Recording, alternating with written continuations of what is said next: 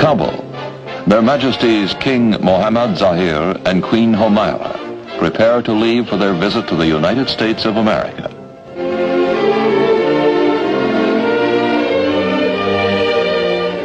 Our mountain kingdom bids His Majesty farewell. He will be our first king to visit the United States.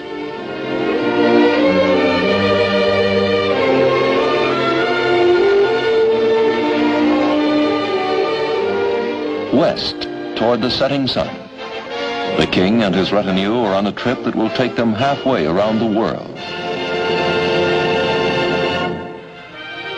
Their destination is Washington, the capital city of the United States.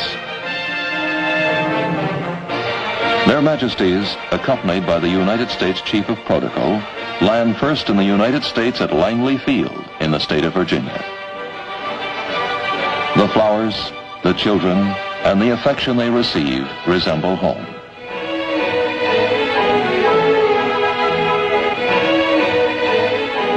The first to welcome them are young Afghan students attending universities in the United States. Next day, Their Majesties travel to Washington, the capital of the United States. A gentle rain falls on the city as our king joins United States President John F. Kennedy for a ceremony of welcome on the lawn of the presidential residence.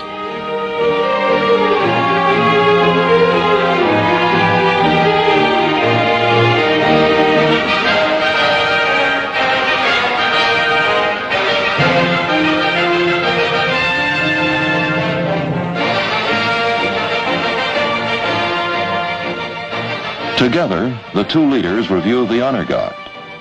It represents all 5 services of the United States: the Army, the Navy, the Air Force, the Marine Corps, and the United States Coast Guard.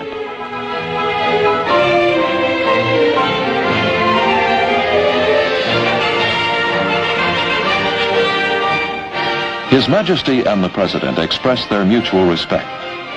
Although distant from each other, our countries are as one in our people's desire to maintain independence, to live in freedom, and to look to the future with hope.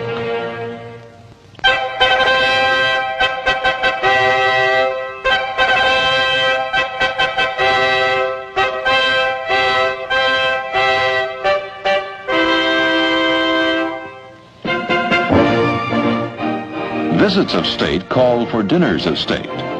Because his wife is ill, President Kennedy has asked his sister, Mrs. Eunice Shriver, wife of the director of the United States Peace Corps, to act as official hostess.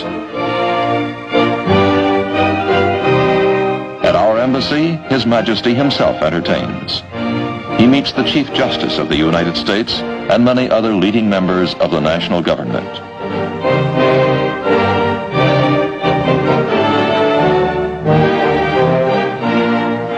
Their Majesties meet many friends of the Afghan people during their visit to Washington and to the United States.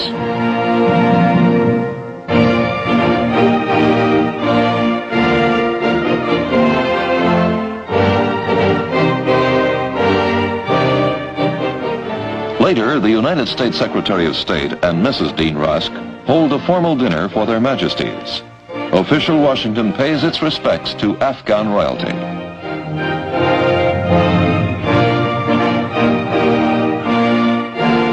The White House in Washington is both residence and office for the United States Chief Executive.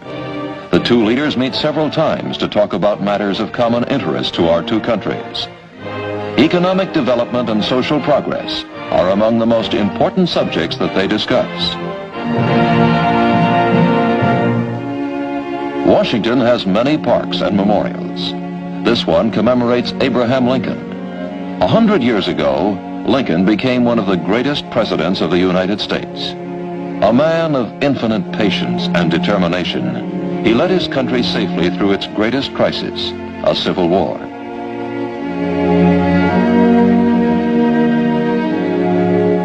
Today, Their Majesties visit the Lincoln Memorial. To understand any country, one must learn about its past leaders. Abraham Lincoln had great power of expression. His words, as well as his spirit, add solemnity to this beautiful memorial.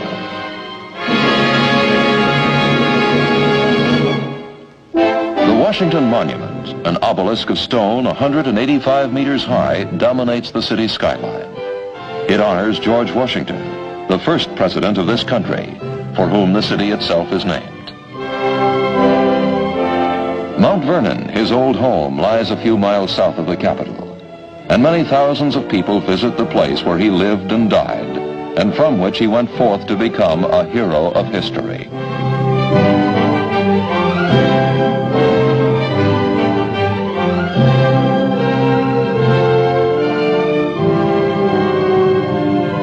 In the city of Washington, the huge Capitol building stands on the brow of a hill. The elected representatives of the people of the United States come here to write the laws of the country. One of the most beautiful religious buildings in the United States, Washington's Islamic Center, stands in one of the main thoroughfares of the city. The mosque, the library, museum, and school spread an understanding of Islam and provide a place of worship for Muslims in America.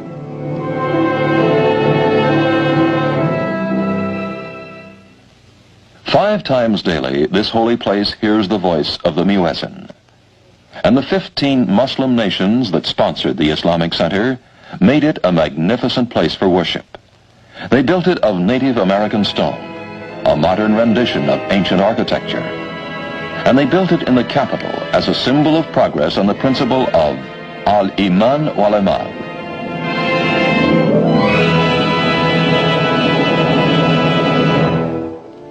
Many things make up the image of a nation. King محمدظاهر comes to Arlington National Cemetery, where thousands of American soldiers lie buried. This hallowed place lies just across the Potomac River from the capital city.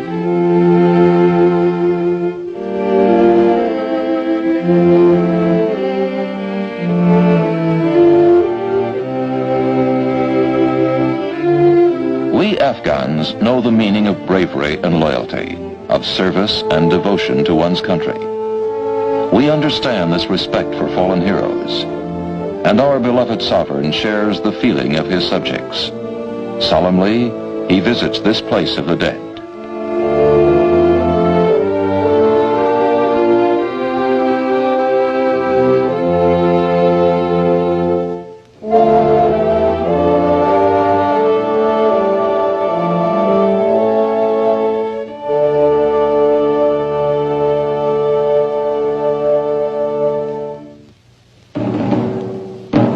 Here rests in honored glory an American soldier known but to God.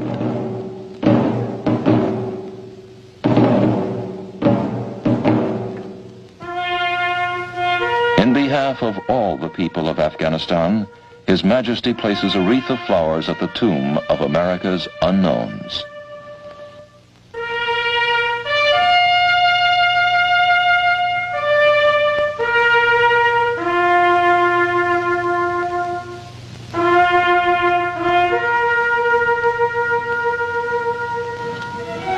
Washington, Children's Hospital. Her Majesty Queen Humaira comes to pay a call of her own. Hundreds of children, wide-eyed with wonder, await her visit. Children, a poet once wrote, come like beggars to this earth, but each can find a room in the corner of a mother's heart.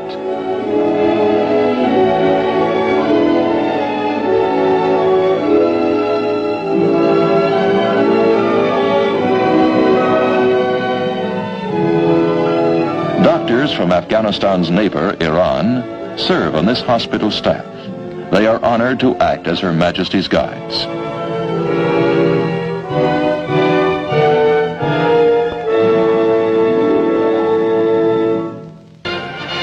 During their second day in Washington, Their Majesties receive the honors of the city. The Capitol holds a parade to pay its respects to our King and Queen. His Majesty rides slowly through the city's streets with President Kennedy.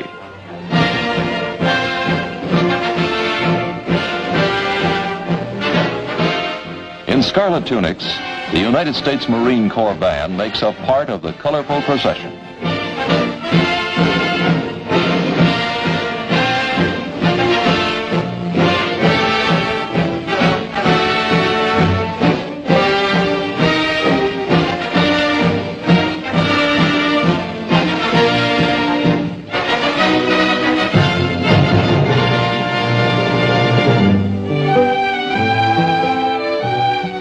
Next, Their Majesties fly by helicopter to call on former United States President Dwight D. Eisenhower, who visited Kabul in 1959. The retired general and statesman now lives on a farm in the state of Pennsylvania.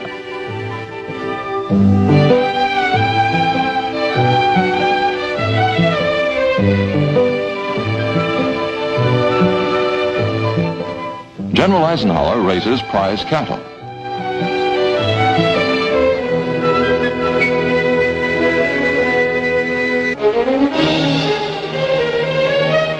His Majesty's plane flies south to Cape Canaveral in the state of Florida. From here, the epic voyages of the astronauts, Shepard, Glenn, Schirra, and Cooper began. And from here, other giant manned rockets will soar to the moon and beyond.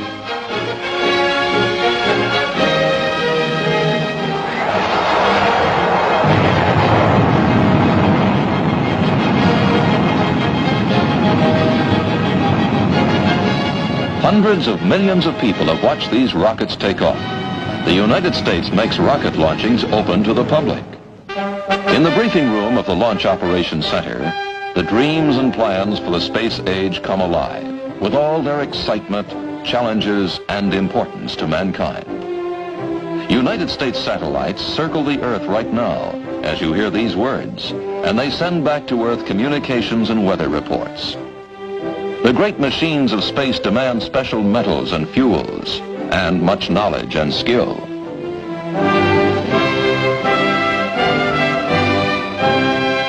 Our king asks many questions. To visit Cape Canaveral is to visit a new frontier.